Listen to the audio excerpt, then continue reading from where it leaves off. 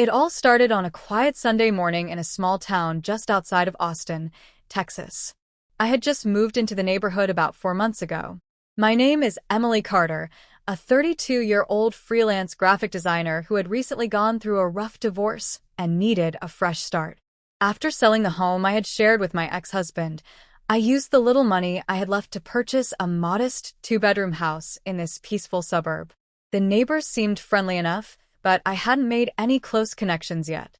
The house directly next to mine belonged to a man named Jack Thompson. He was in his early 40s, a reserved but polite single father of a teenage daughter. From what I could tell, Jack was the kind of man who minded his own business.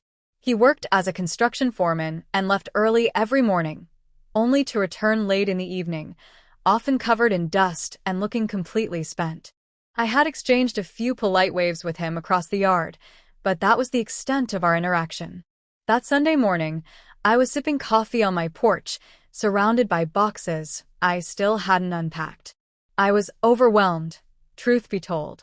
Business had slowed, my savings were dwindling, and I was struggling emotionally from the weight of starting over alone. I stared at the overgrown lawn, broken mailbox, and the leaky faucet that kept dripping all night. It was one of those moments where everything felt too heavy.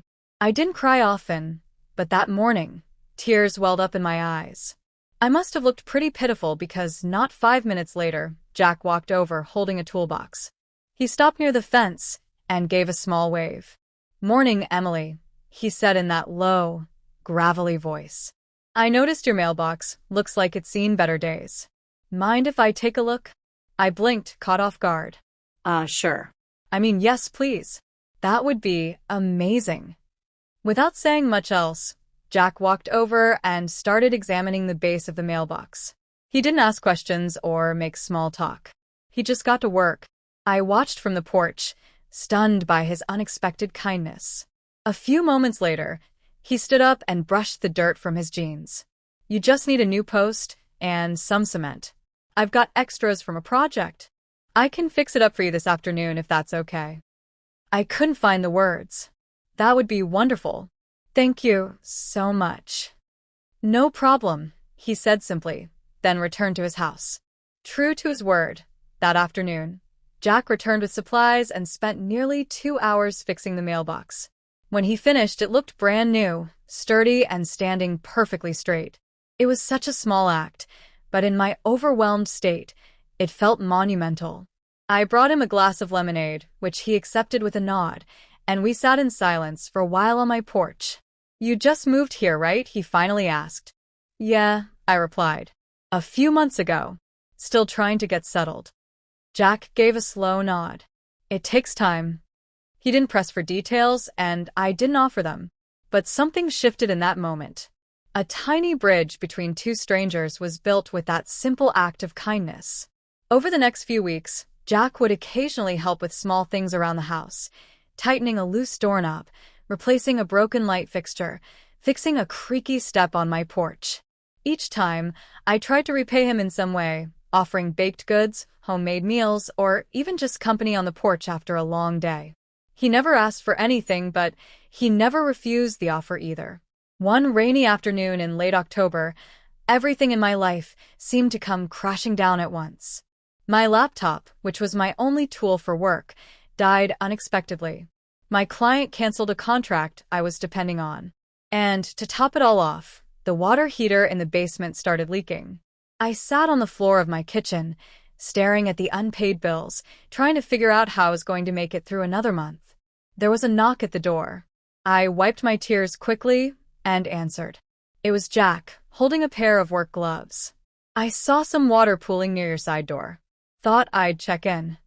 I led him to the basement, where he inspected the heater and shook his head. "It's old. Probably needs replacing. I might have a spare unit at work they're tossing. Let me see what I can do." He left without saying much more. The next day, he came back with a used but functional water heater. He and one of his coworkers spent the whole evening installing it. When I asked how much I owed him, he just shrugged. "Call it a neighborly favor," he said. But I couldn't let it go. That night, I baked him and his daughter, Lily, a full lasagna dinner and walked it over. Lily was warm and bubbly, nothing like her quiet father. She invited me in, and for the first time, I had dinner at someone else's table since moving. It felt like family, something I hadn't felt in a long time. As the months passed, Jack and I grew closer. Not in a romantic way, at least not at first. It was more of a deep friendship built on trust and quiet understanding. We shared coffee on cold mornings, lent tools and groceries, watched over each other's homes. Lily often came by to hang out or ask for help with schoolwork. They became my second family in every way that mattered. When spring arrived, I had an idea. I decided to turn my garage into a small home office and studio. I wanted to offer local branding and design services to small businesses in the area. But I had no clue where to start with construction. Jack offered to help, of course. For weeks, he worked alongside me after hours, measuring, cutting, framing, even installing insulation. I paid him in home-cooked meals, laughter, and slowly, something more began to grow between us. One evening, as we installed the last shelf in the new office, I turned to him and said, "I never would have gotten here without you." He looked at me, his expression soft. "You would have figured it out. You're tougher than you think." "I was ready to give up when you fixed that mailbox," I admitted. "You have no idea how much that meant to me." Jack smiled and took a breath.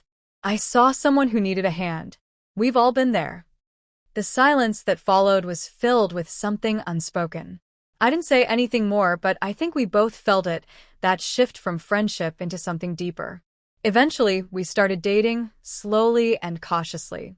Lily was over the moon about it, which made things easier. Our homes became less his and mine and more ours. I had a partner, a support system, and more than that, I had peace. My business grew steadily, and I even started mentoring young designers at the local community college.